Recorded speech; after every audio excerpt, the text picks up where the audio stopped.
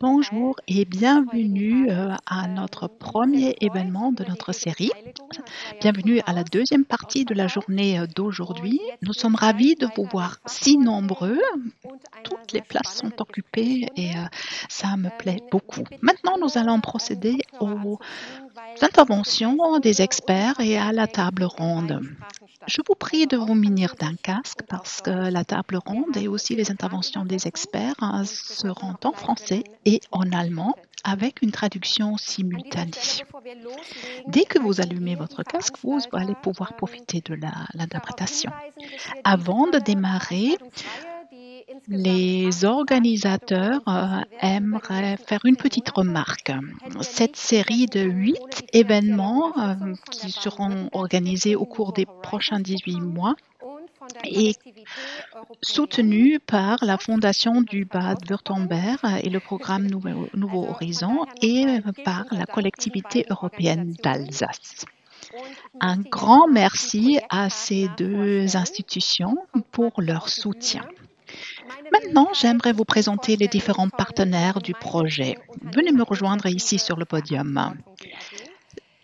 Je suis la directrice de l'initiative des entrepreneurs et entrepreneuses Verantwortung GGAG.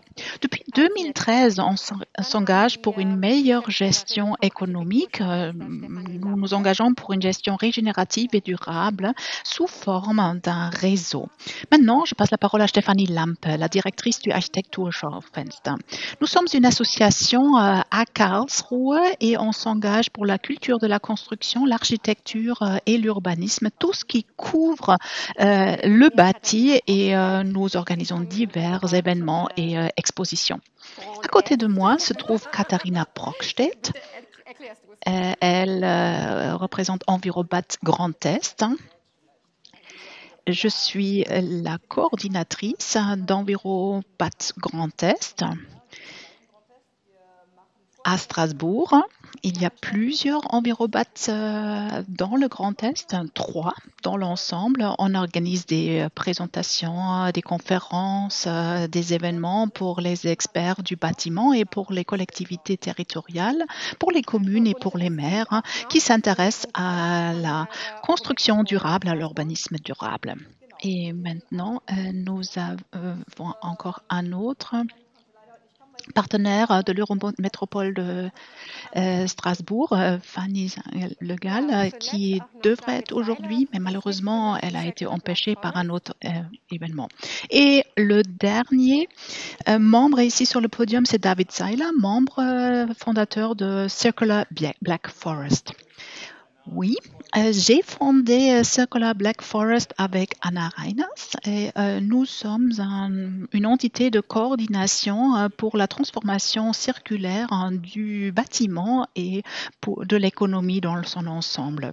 Dans notre association à but non lucratif, on essaye de réunir le monde de la politique, de la société civile, de la science et de l'économie pour trouver des solutions durables aux défis d'aujourd'hui. Des solutions durables pour tous. Actuellement, nous sommes actifs en Forêt Noire et nous sommes très heureux de pouvoir couvrir cet espace transfrontalier et de renforcer notre région. Comme j'ai déjà dit, on va continuer maintenant. Nous avons préparé deux interventions, deux présentations d'experts de la France. Tout d'abord, j'invite Louis Picon de Nook Architecte de me joindre ici sur le podium. Nook Architecte a construit un bâtiment en pisé à Delingen en Alsace et ensuite je souhaite la bienvenue à Gaëtan Junot de Fer Béton ou de Béton Fer. Delingen, qui est dans un secteur de l'Alsace qui était un lieu où il y avait beaucoup de villas gallo-romaines qui servaient de ferme pour alimenter les garnisons romaines le long du Rhin.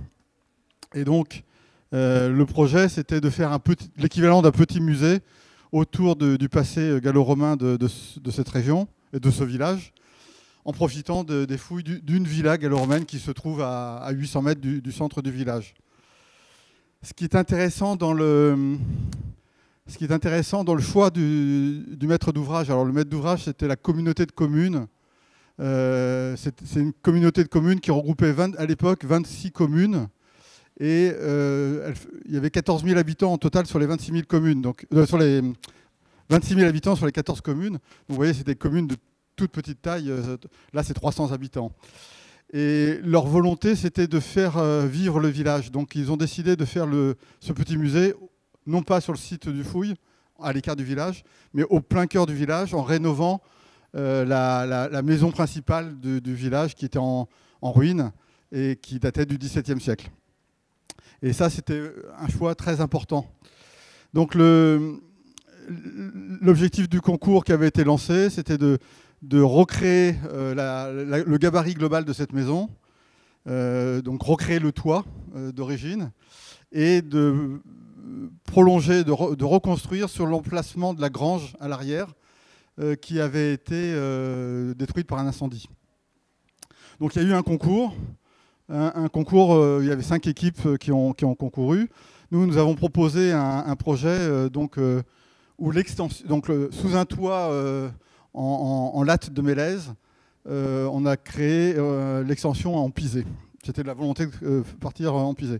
Alors c'est intéressant, c'est que le maître d'ouvrage, au moment du concours, quand ils ont vu les 5 projets, dont celui-ci en terre, a décidé de reporter le jury pour avoir le temps de consulter le bureau de contrôle. Donc ça, c'est une spécialité française, hein, qui doit donner un avis sur la conformité aux réglementations. Et ce bureau de contrôle a analysé les 5 projets et a dit au maître d'ouvrage, celui-là, il vaut mieux éviter de le prendre puisque ça sera impossible à construire. Voilà. Le jury a quand même choisi ce projet. Donc c'est-à-dire qu'il y a eu vraiment un acte très fort du maître d'ouvrage de choisir ce projet en sachant que ça serait très compliqué d'aller jusqu'au bout. Alors, nous, pourquoi on a choisi le pisé? Il y avait, on va dire, 2 raisons, peut-être une troisième. La première, c'était d'essayer de répondre au bâtiment d'origine, ce bâtiment du XVIIe, qui est traditionnellement dans ce secteur de l'Alsace. On a des gros murs périphériques en maçonnerie de moellon. Et l'intérieur, tout l'intérieur en bois, plancher bois, mur en pan de bois, torchis, charpente. Et on a répondu donc avec un bâtiment avec une charpente bois, des planchers en bois, en panneaux CLT, et puis ce mur périphérique porteur en pisé. Alors là, vous voyez deux traits. Au moment du concours, on n'avait qu'un seul trait. On voulait faire un seul mur. Le projet a évolué. En particulier pour des questions thermiques. Il y avait une volonté du maître d'ouvrage d'atteindre des très bonnes performances thermiques. Et ça, c'est une première déjà, comment dire, un paradoxe. C'est-à-dire que la réglementation thermique est basée exclusivement sur le pouvoir isolant des matériaux. Bon, la terre a un pouvoir isolant qui est quasi nul. Il faudrait des murs très très épais pour arriver à avoir des grandes performances. Mais par contre, on l'a vu tout à l'heure dans l'église, la terre régule, la terre amène des grandes qualités qui ne sont pas quantifiables en termes de réglementation thermique, mais qui en apportent un confort. Donc là, pour cette question de réglementation thermique, pour pouvoir avoir les subventions européennes, donc on a travaillé sur un double mur avec un isolant entre les deux. Donc ces doubles murs, donc l'objectif c'était vraiment de travailler sur un bâtiment en pisé porteur, que toute la charpente. Donc c'est un bâtiment public, donc qui reçoit du public. Il y a trois niveaux de plancher, dont 2 qui sont directement posés sur le pisé et un 3e qui est tenu par la charpente, qui est elle-même posée sur le pisé. Et donc l'idée c'était d'arriver à faire une charpente qui ramène les efforts le plus verticalement possible sur le mur. Et les efforts de torsion et les efforts latéraux, les ramener sur un petit noyau béton qui est au centre pour un escalier qui est au cœur du bâtiment. Mais sinon, tout le reste est vraiment posé sur le pisé. Vous voyez des toutes petites rectangles. Là, c'est juste des assises en béton. Elles ne sont même pas armées. C'est juste pour faire propre, pour poser, au moment où on pose le plancher bois, ne pas abîmer la terre. Voilà, donc c'était juste une assise pour poser, mais ça ne joue aucun rôle structurel.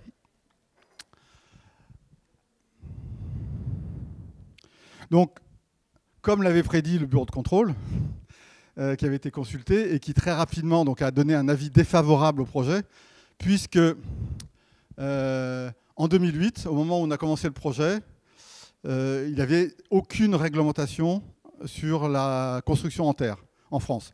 Or, pour construire un bâtiment public, recevant du public, on a une obligation de faire un bâtiment qui respecte l'ensemble des règles de construction applicables.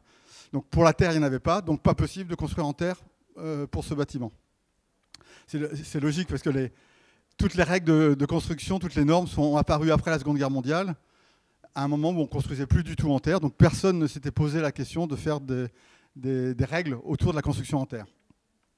Donc on est parti dans un processus assez long, où on a dû prouver à toute étape que c'était possible de construire ce projet. Et il a fallu aller utiliser un processus qui s'appelle l'ATEX, c'est l'appréciation technique expérimentale.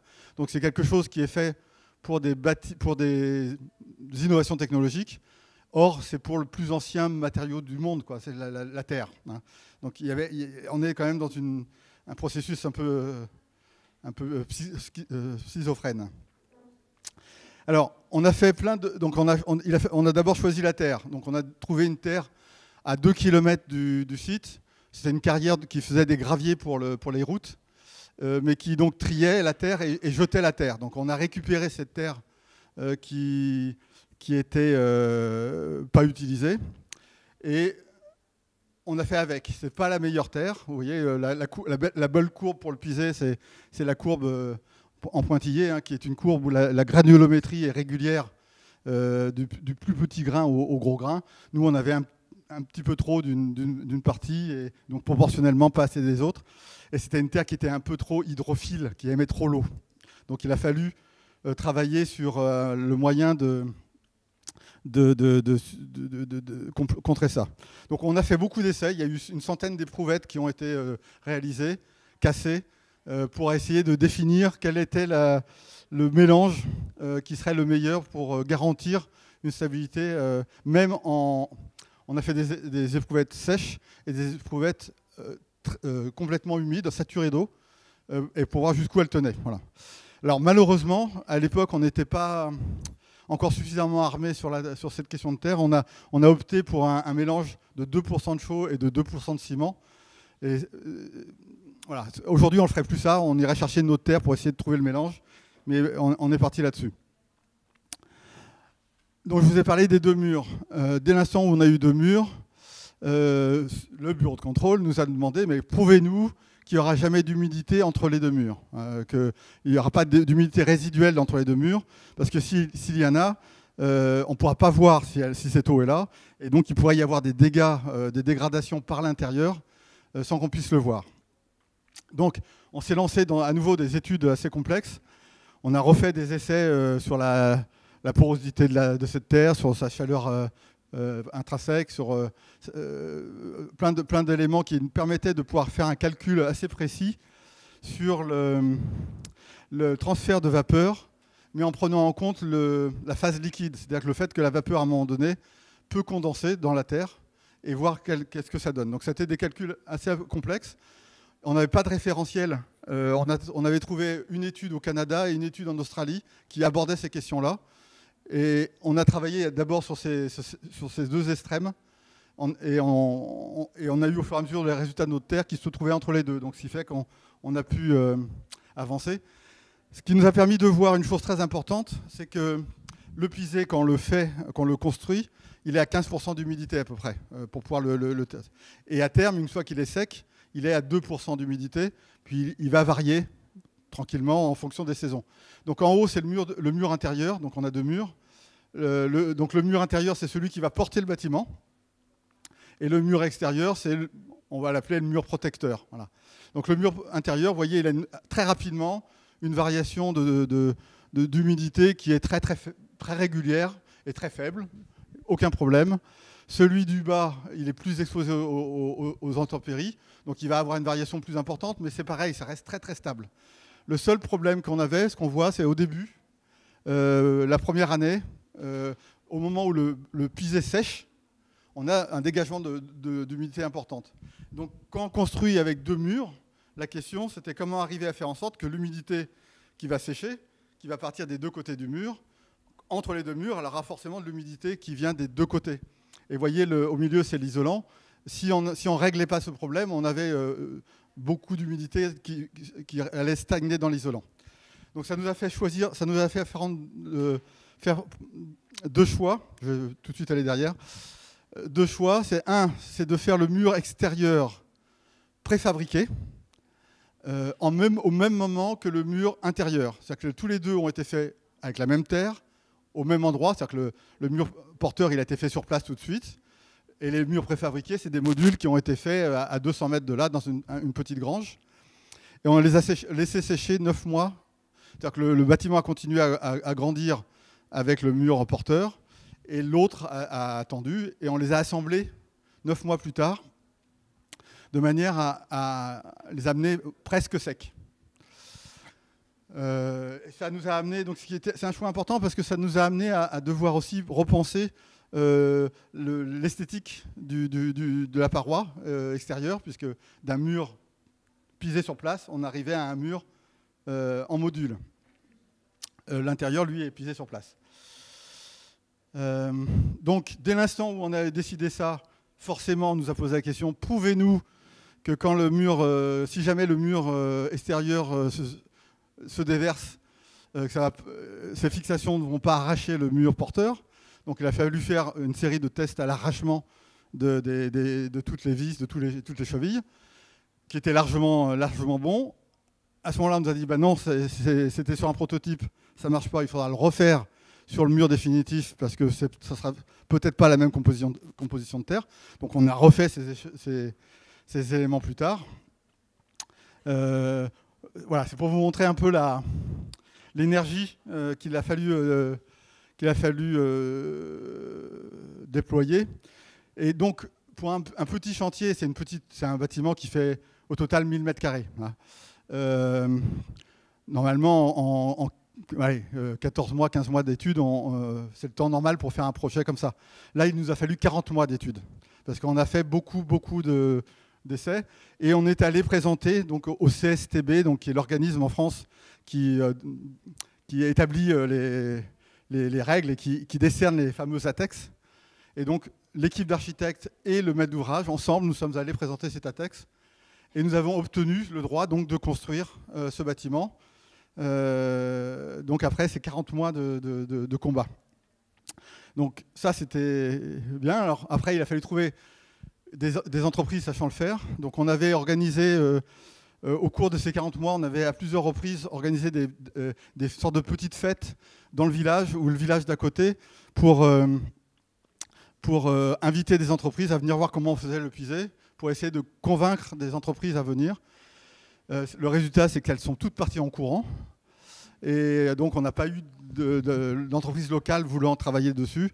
Et donc, c'est une petite entreprise de Grenoble qui est venue faire, donc avec des moyens, vous voyez, au seau, très, très manuels. Et on a commencé donc, le chantier. Donc, vous avez vu, c'était 3 murs, les 3 côtés de l'extension, sur 2 niveaux, plus les murs extérieurs. Donc, on mettait à peu près 1 semaine par côté, donc 3 semaines pour le premier niveau. On a laissé sécher 8 semaines avant d'attaquer le deuxième niveau. Donc au total, il y a à peu près 14 semaines qui se sont passées entre le mois de juin et la fin septembre. Et il fallait absolument terminer fin septembre avant qu'il commence à faire trop froid pour que au moment où le pisé sèche, il ne faut pas qu'il gèle. Sinon, on dégrade la capacité de séchage. Après, donc 9 mois plus tard, donc vous voyez sur le côté, on voit le mur pisé qui est monté, la charpente est déjà posée, les travaux continuent à l'intérieur. Et 9 mois plus tard, on ramène nos blocs préfabriqués, on met l'isolant. Alors l'isolant, on a décidé pour ces histoires d'humidité d'utiliser du liège. Donc c'est des granulés de liège qui sont à l'intérieur entre les 2 murs. Donc le mur intérieur, il fait 70 cm en partie basse, quoi, 60 cm, ça dépend des endroits, mais 60 cm en partie basse. Il se réduit de 20 à l'étage, et donc il fait 40 ensuite. Ensuite, on a 20 cm de liège, et ensuite 30 cm du mur extérieur. Donc c'est un ensemble qui fait presque 1 mètre d'épaisseur. Voilà, donc le bâtiment, donc, une fois fini, donc pour les modules préfabriqués, on avait décidé de valoriser les joints, de les empiler l'un sur l'autre, de valoriser les joints verticaux, de cacher les joints, vous voyez, les joints horizontaux, ils ont été, on les aperçoit hein, tous les 1,20 m, ils ont été gommés avec de la terre, toujours pareil. Mais l'idée de faire ce joint vertical, c'est que quand on fait une grande ouverture comme ça, on a un différentiel de poids entre la masse de terre qui est sur 7 mètres de haut et celle qui est sur 4 mètres de haut. Il y a un différentiel de charge. Et donc forcément, il y a une fissure qui apparaîtra. Donc on a joué cette logique-là. Donc la fissure, si vous regardez bien, on l'aperçoit dans le joint qui est à l'angle. Elle est apparue tout de suite. Au bout de 4 mois, elle était là. Elle est toujours là. Elle n'a pas bougé. Mais elle est à l'endroit où on avait décidé qu'elle serait. Voilà. Le linteau, on n'a pas fait tout à fait pareil que dans l'église. Nous, c'est le socle béton qui remonte et qui fait le linteau.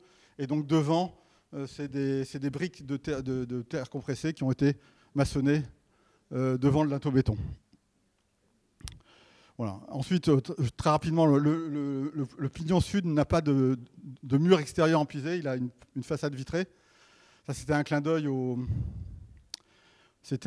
aux Romains qui préchauffaient l'air et qui faisaient circuler l'air dans leur bâtiment, dans leur villa gallo-romaine.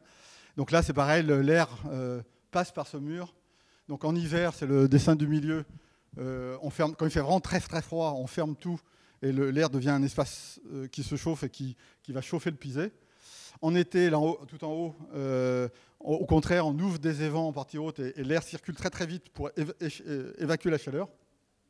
Et quand on est en période de chauffage, on va dire entre -2 extérieur ou -5 extérieur avec du soleil jusqu'à 15 degrés dehors, on fait rentrer l'air qui se préchauffe et qui chauffe le bâtiment. Voilà, donc on voit vous voyez les deux trous là-haut, c'est les évents qui s'ouvrent ou qui se referment et par lesquels l'air est envoyé dans la centrale d'air. Je vous montre quelques ambiances intérieures du musée. Donc, ce que je n'ai pas dit tout à l'heure, je disais qu'il y avait plusieurs choix pour le choix du pisé. Donc, j'avais parlé du rapport à l'existant. Mais le deuxième choix, c'était symbolique. C'est-à-dire que l'archéologie, c'est retirer couche par couche la terre pour faire émerger l'histoire. Et là, le pisé, c'est couche par couche bâtir l'avenir, quoi, hein. Donc, on était parti sur cette idée-là. Et là, c'est une salle qui explique le côté strate de strate de l'archéologie. Donc voilà, donc quelques vues intérieures. Dans le rez-de-chaussée et le premier, c'est très très agréable et la température varie très très peu.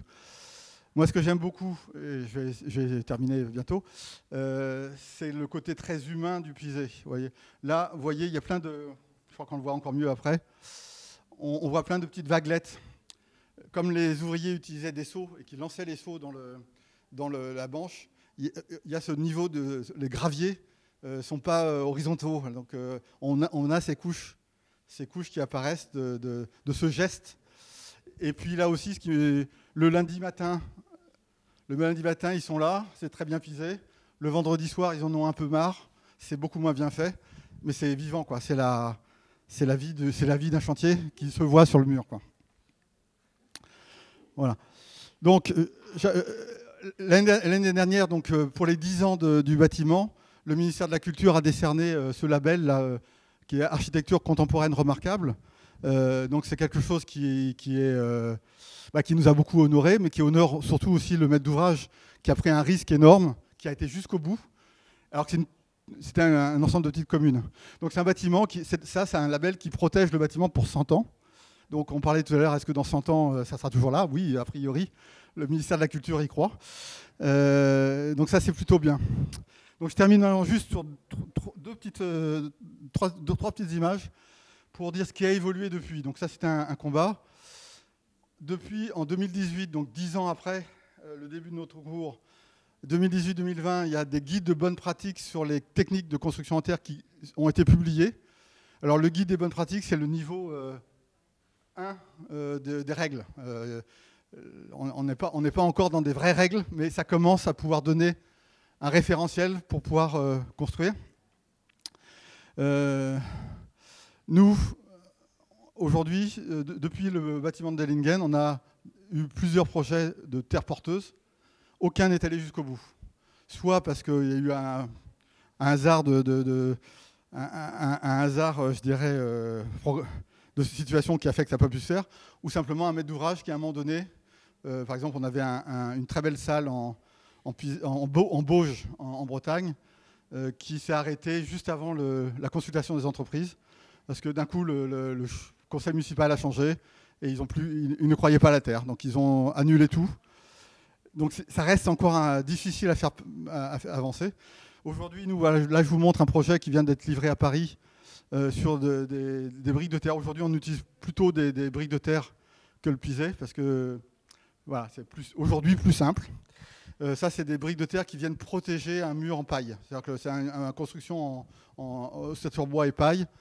Et là, c'est les finitions, c'est la brique de terre qui vient protéger. Où on a un certain nombre d'écoles aussi, ça c'en est une qu'on vient de livrer à Annemasse, donc près de la Suisse, où c'est des terrablocs, c'est une technique suisse enduite enduite à la terre. C'est des briques de terre enduites à la terre. Et ça, on a plusieurs, en ce moment, on a 5 ou 6 écoles en cours où on utilise systématiquement entre la salle de classe et les couloirs, construction en briques. Mais vous voyez, c'est très très limité. Et c'est ça on en parlera tout à l'heure, mais aujourd'hui, ça reste extrêmement compliqué. Et c'est pour ça que je suis toujours un peu triste maintenant de présenter Dellingen qui a plus de 10 ans, parce que j'aimerais présenter d'autres projets. Et aujourd'hui, ça reste des cloisons, ça reste des doublages, mais on n'a pas réussi encore à... Alors on a un projet en cours actuellement en porteur, en étude, je touche du bois, mais c'est pas encore gagné. Parce que les fameux bureaux de contrôle, qui sont les garants de la construction des bâtiments publics, du respect des règles, restent encore extrêmement frileux sur ces questions-là, sur la question de réglementation incendie et sur la question du sismique. Voilà. Dellingen a pu le faire, parce que la dernière cartouche que le bureau de contrôle voulait sortir, c'était le sismique. Parce que juste au moment des études, la réglementation a changé. L'ensemble de la France a été modifié en termes de règles sismiques. Et le seul canton d'Alsace qui était dans un niveau sismique faible, c'était Dellingen. Donc on a eu une chance incroyable. Mais voilà, le sismique reste la grosse difficulté en France pour faire de la terre. Voilà. Merci.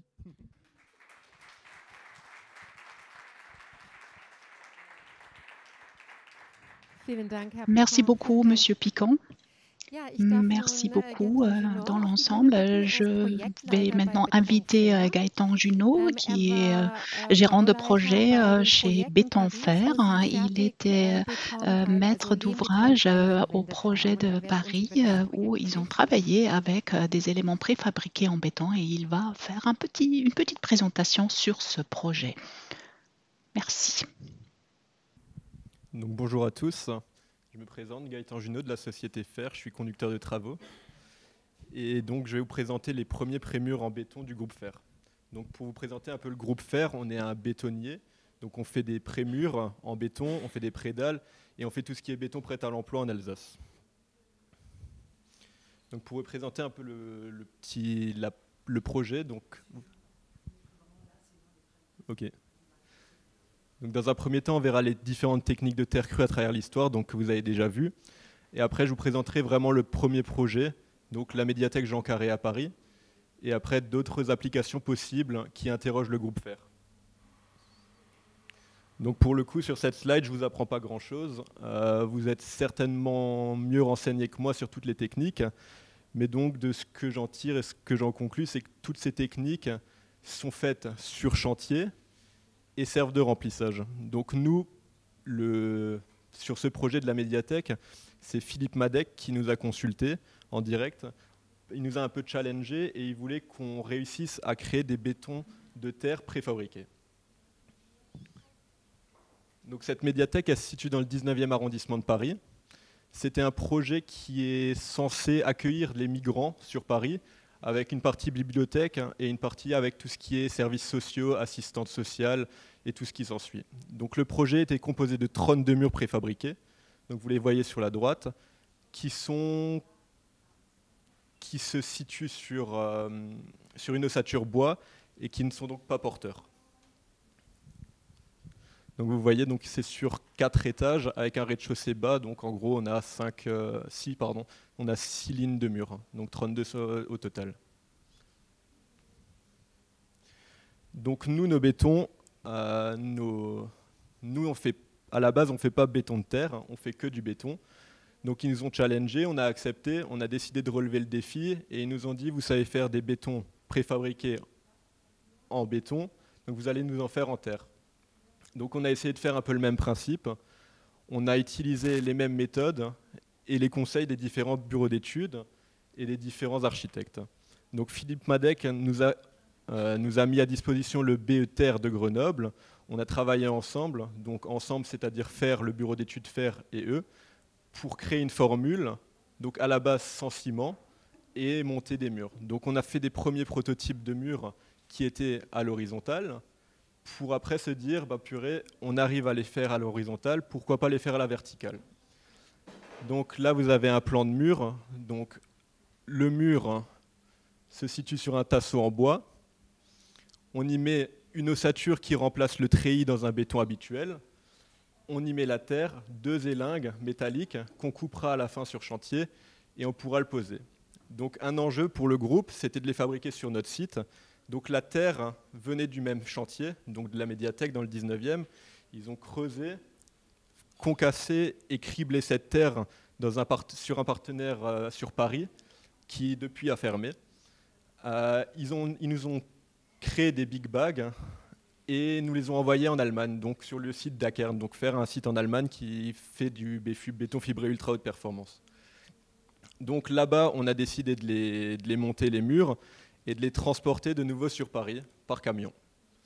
Donc on n'avait pas vraiment de visu là-dessus, on ne savait pas vraiment où on allait, mais on s'est dit, allez, on va le tenter. Donc sur ces photos-là, vous voyez un coffrage, donc coffrage traditionnel, comme si c'était banché par le maçon, avec l'ossature, enfin l'armature du coup, le tasseau, et tout en haut, vous pouvez voir 2 ailettes métalliques qui serviront pour le levage. Donc, étant donné qu'on est un groupe industriel, on avait souhait de l'industrialiser, ce process, et donc de le faire à grande échelle. Donc, au début, on a commencé par un prototype avec un petit malaxeur. On y a mélangé de la paille, de la terre, du sable, et on a vu comme quoi dans un malaxeur de 500 litres, on remplissait 30 cm de mur. Donc, on s'est dit, ce sera sûrement très long pour faire 32 murs, ce sera sûrement très long si on nous rappelle pour des chantiers. Donc on a décidé de le faire comme si on faisait un béton traditionnel, c'est-à-dire avec une toupie, en passant par nos centrales pour récupérer le gravier et en faisant le mélange nous-mêmes. Donc là, c'est notre toupie. Donc tous les jours, elle tourne, mais essentiellement pour du béton normal. Donc la toupie arrivait sur le chantier, sur l'atelier, avec le gravier et l'eau. Nous, on y ajoutait la terre et on y ajoutait la paille.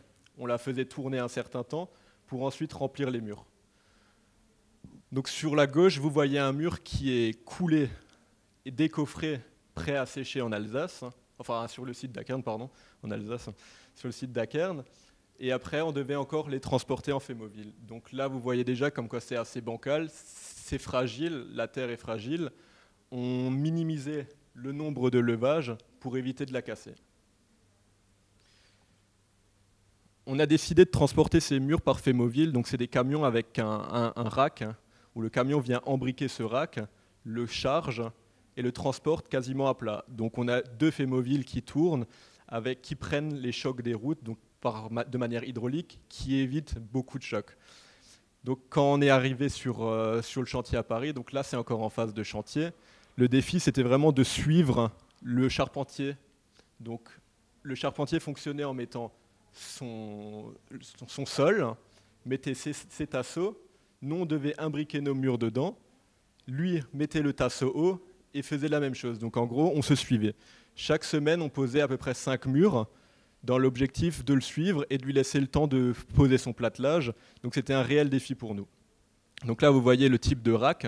Donc, c'est un rack à prémur normal dans lequel vous verrez sur les routes alsaciennes des prémurs fer. Donc, on a utilisé la grue de levage, donc la grue qui était présente sur chantier, qui servait à bétonner, qui servait à poser ce qui était des éléments en bois. On l'a utilisé pour poser nos prémurs. Donc, notre composition du mur, on est passé par différentes phases, par des phases de stress, des phases de joie, des phases de tristesse aussi. Donc, en gros, on a coulé ces murs avec un prototype. On s'est dit, bon, bah, ça marche. Au final, ça ne marche pas. On a galéré, le chantier a pris du retard, on devait poser ces murs sur une période qui était de septembre. On devait les couler donc d'avril à août, profiter du beau temps, profiter de la chaleur pour les faire sécher. Au final, le chantier a dérapé, on les a produits en hiver. Donc on les a produits à partir de fin septembre, début octobre. On a produit quelques murs, on a vu qu'on n'arrivait pas à les faire sécher en extérieur. On a retourné la situation. On a pris un hall qu'on a chauffé, on les a coulés à l'intérieur. On se faisait engueuler par la maîtrise d'œuvre sur place en se disant comme quoi vous ne tiendrez pas les délais. Nous, derrière ça, ce n'est pas un atelier, ce n'est pas une association. Derrière ça, c'est une entreprise qui injecte des sous, qui essaye de relever un défi. Et donc, on avait la pression un peu de tous les côtés. Pour le coup, on a réussi. Donc, en louant ce hall, on a réussi à avoir une certaine température qui permettait le séchage de nos murs. On les a posés à partir de novembre ou décembre, mais les murs n'étaient pas forcément tous secs. Donc, puisqu'on avait toujours encore ce défi de suivre le charpentier, on a dû refabriquer quelques murs qui ne convenaient pas aux clients. On les a refabriqués dans un délai express pour pouvoir les livrer à temps, pour pouvoir suivre le charpentier et mener à bien ce chantier. Donc dans la formule qui était prévue à la base par le bureau d'études terre, il n'y avait ni ciment ni chaux. Étant donné qu'on n'arrivait pas à respecter les périodes de coulage, on a décidé de jouer un peu aux apprentis sorciers. On y a mis un peu de chaux, on a vu que ça ne marchait pas trop. On a décidé d'y mettre du ciment. Donc on répondait plus forcément au cahier des charges imposé par Philippe Madec. Mais on n'avait pas le choix. Financièrement, on ne se serait pas retrouvé. Je pense qu'on y serait encore en train de couler des murs aujourd'hui. Donc, on a décidé de mettre du ciment. Donc, pour vous faire un petit pourcentage, le ciment dans la formule finale représentait que 2,5%. Donc, ça représentait à peu près 2 sacs, 40 kg. Donc, ce qui est très peu. Donc, le ciment nous a permis d'avoir un séchage plus rapide et surtout d'avoir de la dureté pour le transport. Parce que le premier mur qu'on a livré sur Paris sans ciment, on l'a mis dans un petit sarcophage. On a décoffré. Il y avait toute la terre qui était par terre dans le camion. Donc on s'est dit comme quoi ça ne marcherait pas, on ne peut pas refaire 32 murs, on ne peut pas redemander à l'équipe de pause de retalocher ces 32 murs. On a décidé de mettre du ciment. Pour le coup, ça nous a porté un peu chance, le fait qu'il y ait une faible quantité, et ça a réussi. Donc là, vous voyez les murs finaux. Donc ça, c'est notre équipe interne qui est en déplacement à la semaine, et donc qui s'est chargée de poser les murs. Donc en gros, là, sur ce mur-là, l'atelier Madec avait décidé de garder les trous de serrage du coffrage et nous avait demandé de les rembourrer avec un petit profilet en bois. Donc, il est mis d'aplomb le mur contre la poutre mise par le charpentier. Donc, il est vraiment glissé par le haut. Donc, on parle de millimètres là. Et il est glissé. Donc, une fois que celui-là il est mis, comme dit, il vient mettre sa poutrelle haute. Il termine son platelage et on vient la semaine d'après pour remettre l'autre mur. Donc, pour le coup, notre équipe n'attendait pas une semaine. Ils avaient d'autres projets en cours. Donc là, je vous montre les murs dans l'état dans lequel on les a rendus. Donc à la base, quand on les a posés, ils n'étaient pas forcément comme ça. Il y avait des murs qui plaisaient, donc c'était vraiment, on a fait le tour des 32 murs. Les architectes nous ont dit « Ah bah ce mur nous plaît, celui-là nous plaît pas, celui-là il faut que vous fassiez quelque chose ». Donc on a décidé de reprendre des sacs de terre. On est retourné chez Cycleterre, donc le cribleur de terre. On lui a acheté des sacs de 25 kg de terre, donc qui étaient similaires à celles qu'on avait mises sur le chantier. On a regratté certains murs, ceux qui ne plaisaient pas, et on les a réenduits à la main. Donc on a pris un temps, on a pris quelques semaines, on ne va pas dire quelques mois, mais on a pris quelques semaines. On a eu quelques tendinites, et au final, c'était un super rendu. Donc là, vous voyez, donc ça c'est un mur, un élément. Donc tout ce qui est tous les bords, demandez d'avoir une rainure pour pas que, en pensant que ça ne casserait moins. Donc je pense que c'est un choix judicieux de l'architecte. Donc ça, la plupart du temps, le mur, ça c'est un mur qui a été un peu gratté avant d'être réenduit. Donc on voit vraiment bien tout ce qui est gravier, fibre et de la terre, quoi. Il y a certains éléments du milieu, du coup, où 2 murs en terre avaient été assemblés. On a mis un joint en terre qu'on a fait proprement lisser pour pouvoir plaire à l'architecte, quoi. Donc ces murs sont coupe-feu. Ils permettent une certaine inertie dans le bâtiment. Ils gardent la chaleur en hiver et la fraîcheur en été. Ils sont aussi, ils régulent un peu le bruit. Donc c'est un bâtiment qui reçoit énormément de public. Donc il y a de tout âge, il y a des personnes âgées, il y a des enfants. Et donc ça circule vraiment, quoi. Donc l'idée, et ça apporte surtout de la chaleur, et c'est assez beau. Donc quand on les a fait, quand ils ont fait l'ouverture en avril, il me semble, ils ont fait l'ouverture, la 3e semaine, ils nous ont appelé, écoutez, s'il vous plaît, vous pouvez revenir, on n'a que des traces de doigts. Donc en fait, ça suscitait de la curiosité, et ça a plu en fait. Et donc le groupe Fer, on a vu que c'était trop compliqué pour nous, on a perdu quelques sous dessus. On s'est dit, mais pourquoi pas réutiliser cette terre dans nos précoffrets béton qu'on maîtrise. Donc en gros, l'idée, ce serait de couler un béton normal et de le remplir, plutôt que de le remplir avec du béton, de le remplir avec du béton de terre, du coup. Et du coup, en fait, vu que celui-là pourrait être porteur. Et donc ça se rappellera le précoterre. Donc le nom est déjà trouvé, mais c'est en développement. L'avantage de ce précoterre, c'est que la terre, vu qu'on sait la maîtriser dans des toupis, on pourra la livrer comme béton prêt à l'emploi pour charger nos murs.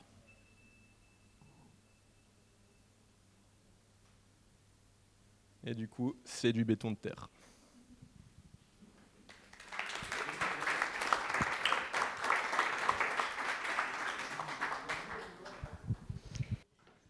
On va commencer notre table ronde. Je crois que vous vous connaissez entre-temps. Tout le monde s'est présenté tout à l'heure. J'avais encore oublié un détail. Je travaille pour l'INSA à Strasbourg. C'est un institut pour le bâtiment durable. INSA est l'université technique ou l'université des sciences appliquées à Strasbourg. Et Louis était doyen de cette institution pendant de longues années. Nous sommes cofinancés par la ville de Strasbourg et aussi par l'ADEME. Cet après-midi, nous allons évoquer les différentes approches à la construction en terre et nous avons déjà vu quelques exemples très intéressants.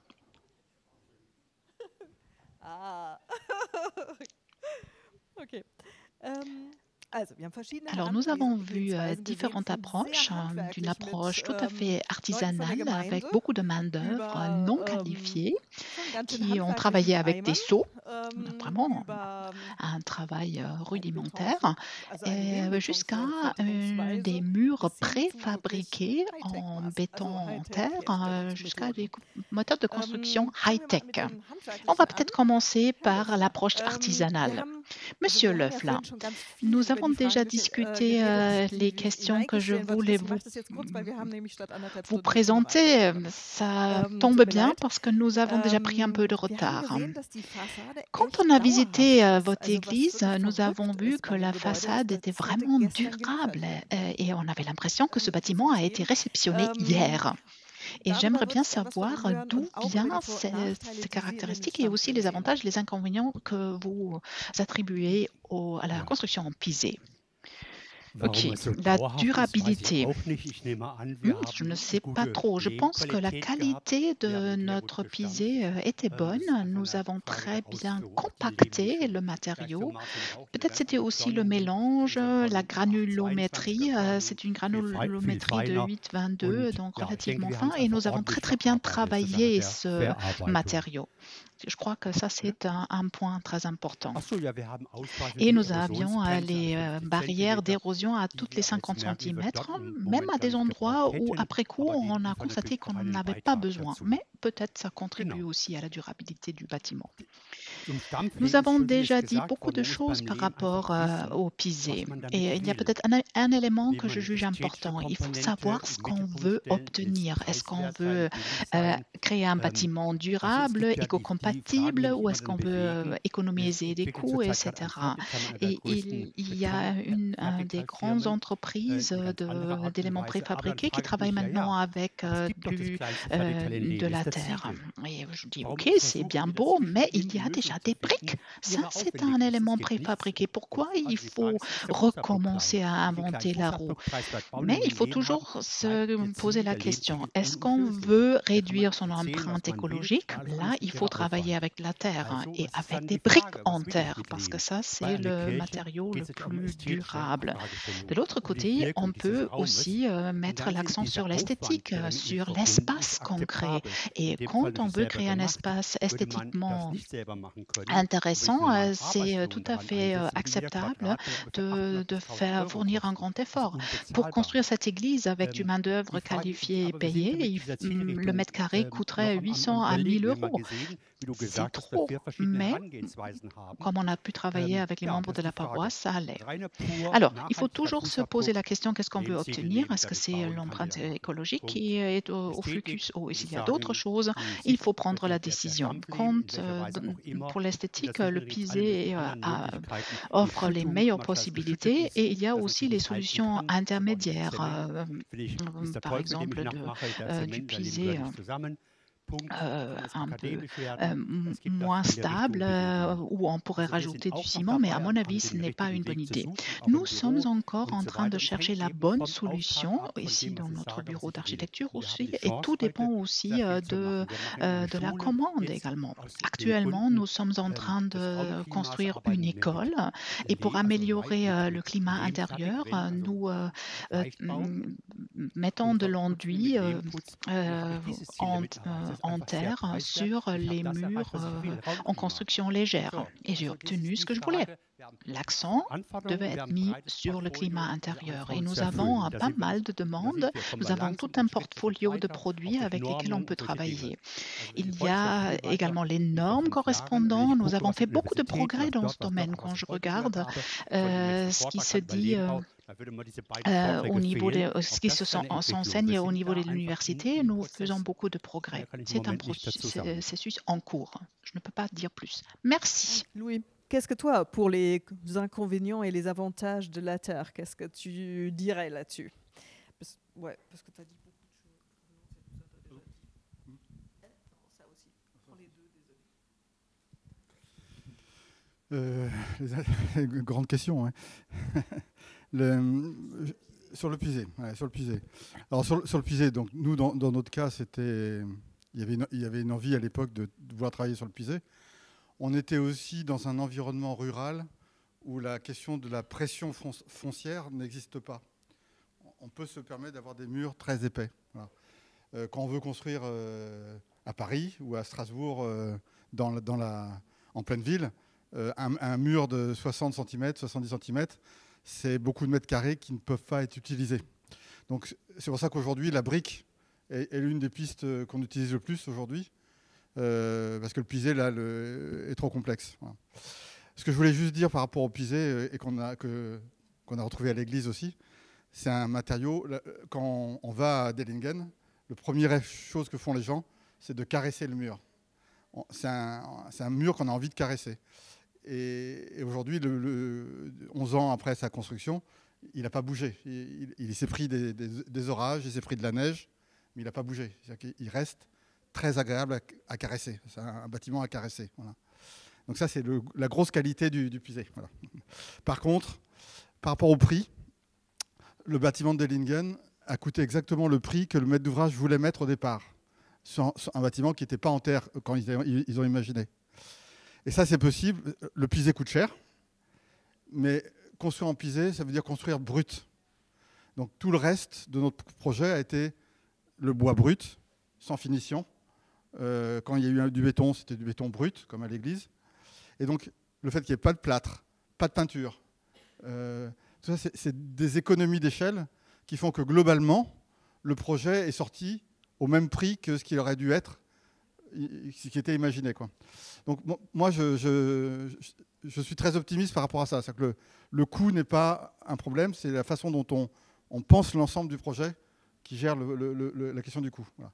Ce qui est vraiment la grosse difficulté aujourd'hui, c'est que, alors en France, je ne sais pas comment ça se passe en Allemagne, mais en France, le pisé, sa limite, c'est le sismique. Zone 1, zone 2, on sait faire du pisé. Zone sismique 3, 4, aujourd'hui, on ne sait pas justifier le délitement des couches les unes par rapport aux autres. Et ça, c'est un gros frein. Voilà. Donc il y a plein d'expérimentations avec des toiles de jute, avec des différentes fibres à différents niveaux. Mais ça dépend ensuite. Donc nos fameux contrôleurs techniques. Voilà. En France, il y en a trois personnes dans toute la France qui sont favorables à la terre et qui aident à avancer. Tous les autres, c'est le frein absolu. Et donc, on n'avance pas, quoi. Voilà. Et Dellingen, c'était un bâtiment en terre porteuse. L'année dernière, il y a eu une école à Villefranche-sur-Saône en terre porteuse. Voilà. Mais quasiment, il n'y en a pas beaucoup plus. Voilà. Il y a beaucoup de bâtiments en terre, mais qui ne portent pas, pour ne pas avoir à justifier les règles sismiques. Voilà.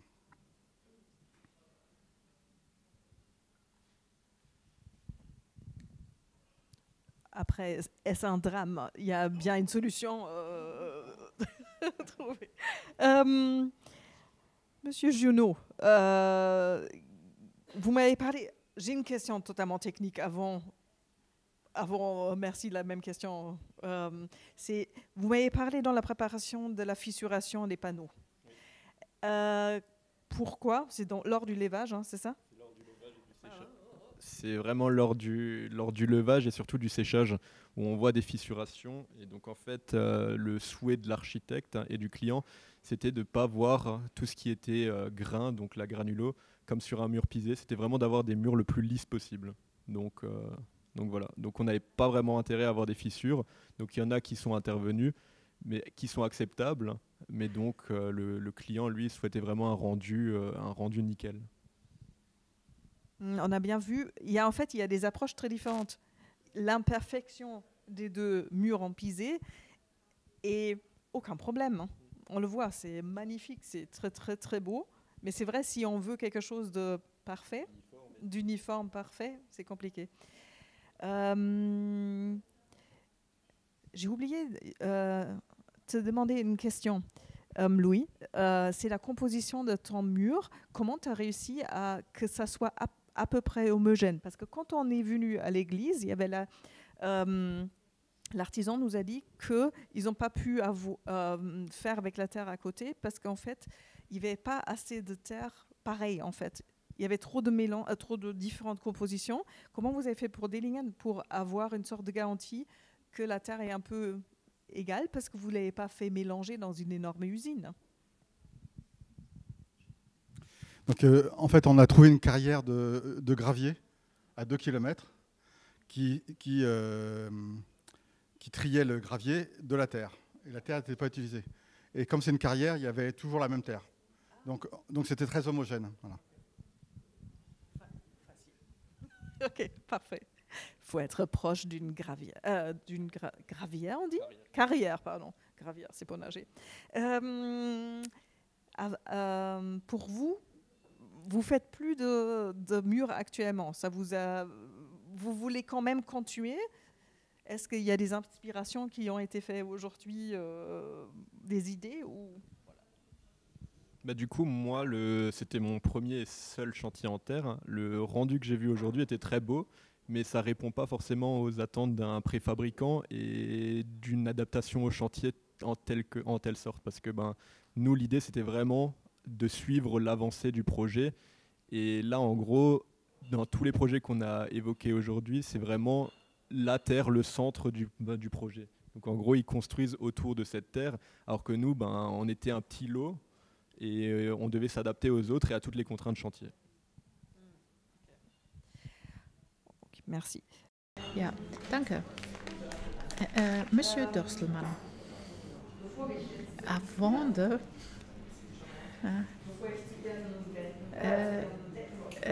passer à vos plafonds et à votre technologie, j'aimerais vous poser une question. Vous avez dit que l'université de Braunschweig essaye de réfléchir, de faire des murs en pisé fabriqués industriellement. Est-ce que j'ai bien compris? Oui, c'est exactement ça. Il y a plusieurs chaires en Allemagne qui sont consacrées à des technologies de construction numérique. Et on essaye également de voir quels sont les matériaux qu'on veut utiliser à l'avenir et comment peut-on réinterpréter du savoir-faire vernaculaire à l'époque numérique. À l'Université technique de Braunschweig, on a eu une idée qui paraissait simple. On voulait injecter du matériel et avec un plateau amovible qui bougeait pour imiter le processus de compactage du pisé. Et là, on pouvait imiter les procédures de protection et dans un processus numérique, je peux transférer le savoir-faire, la compétence artisanale dans ce processus mécanisé. Et j'élimine le besoin en main-d'œuvre qualifiée humain. Mais je ne les élimine pas complètement, mais je les garde, mais en leur facilitant un peu la tâche. Et on peut également réagir de façon adaptive pendant la procédure.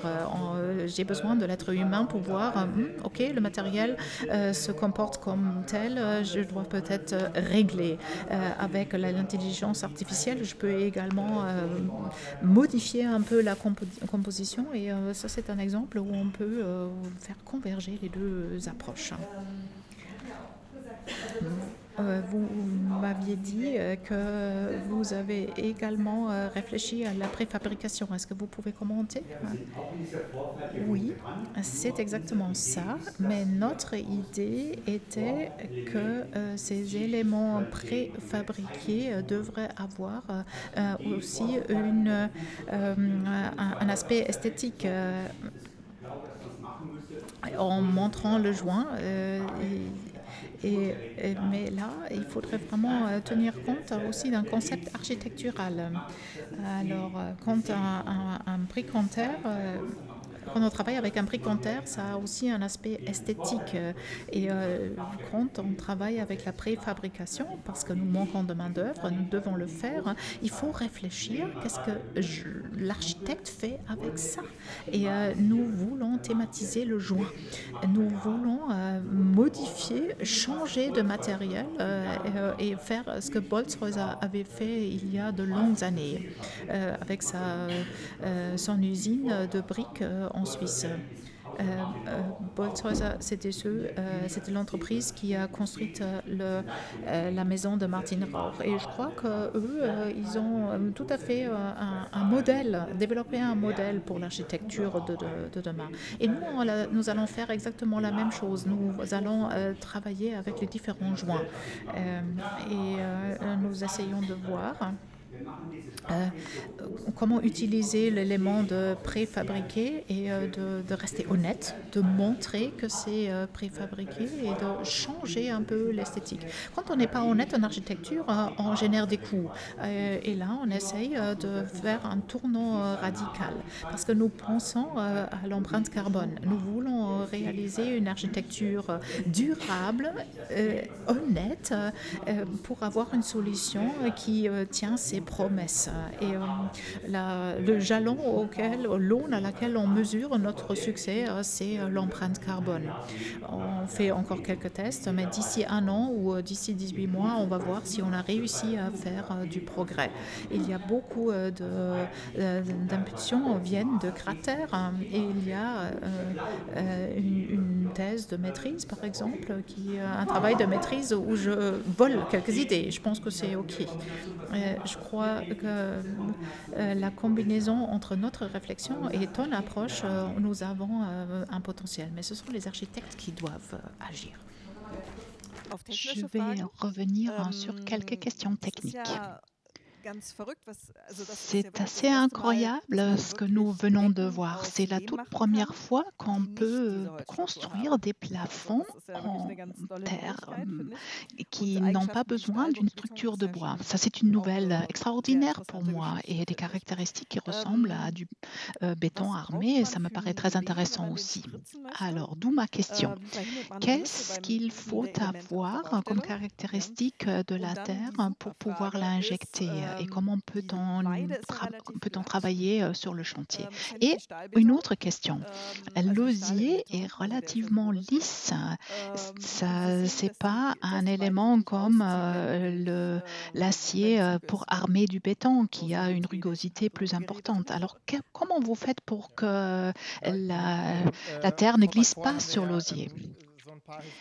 Dans l'intervention précédente, nous avons vu quelques variantes historiques de la construction de terre. Et pour le pisé, j'ai un avantage. Nous travaillons avec des adobes, comme ça a été montré, avec une forte part d'armature organique. Et dans l'ensemble, nous travaillons avec un mélange qui coule comme du béton. Ceci est dû au fait que nous avons l'arrangement, la structure d'armature qui peut être remplie.